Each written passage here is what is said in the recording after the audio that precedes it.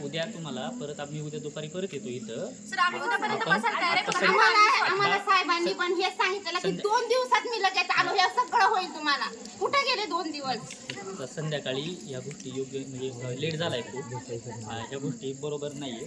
8 already 7:53 म्हणजे जवळजवळ 8 वाजलेले आहेत जवळपास.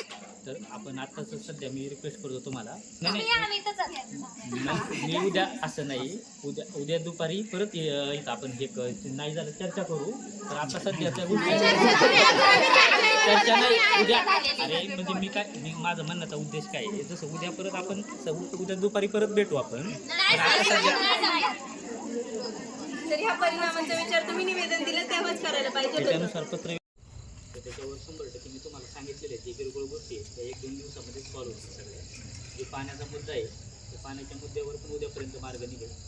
आपण थोडं भूमिका घेऊन जे काही आता जे तुमच्या मागण्या आहेत त्याच्यानुसार ते चाललंय तुमचं आंदोलन थोडंसं मागे घ्या.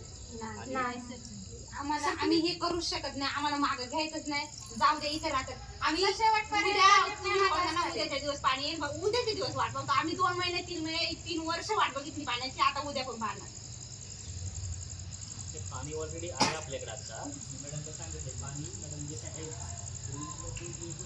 सोडून द्या. पाणी नाही असं नाही. जे पाण्याच्या पाईपलाईनचा प्रश्न आहे ना तो उद्यापर्यंत मार्ग निघेल. पाणी उद्या येणार असं नाही आहे त्याचा अर्थ. हे सगळेजण बोला ना.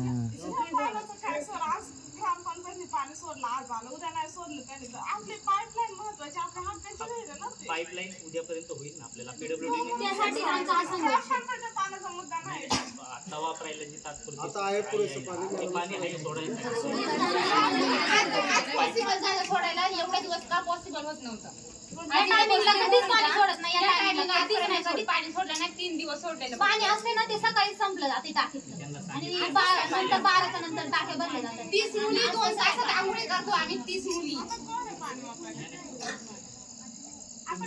तुम्ही तुमच्या सोयीनुसार सांगा कधी सोडायचे पाणी. ते मॅडम सोडतील तसं. आणि ठीक आहे सर, पण तुम्ही आता किती रिक्वेस्ट केला तरी आम्ही इथलं कोणी सुटणार नाही. आम्हाला पाणी पाहिजे तेव्हा आम्ही इथून.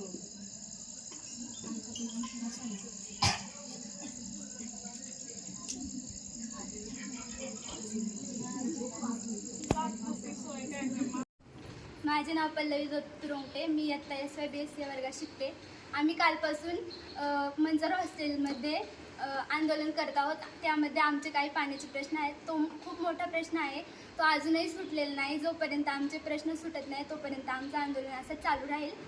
त्यात आमच्या अजून समस्या आहेत, जसे की जेवण चांगलं नसते.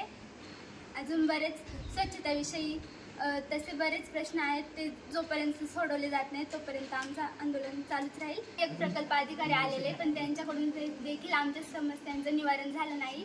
त्यामुळे आम्ही आजचं आंदोलन असं चालू ठेवते. ते स्थगित करण्यात येणार नाही.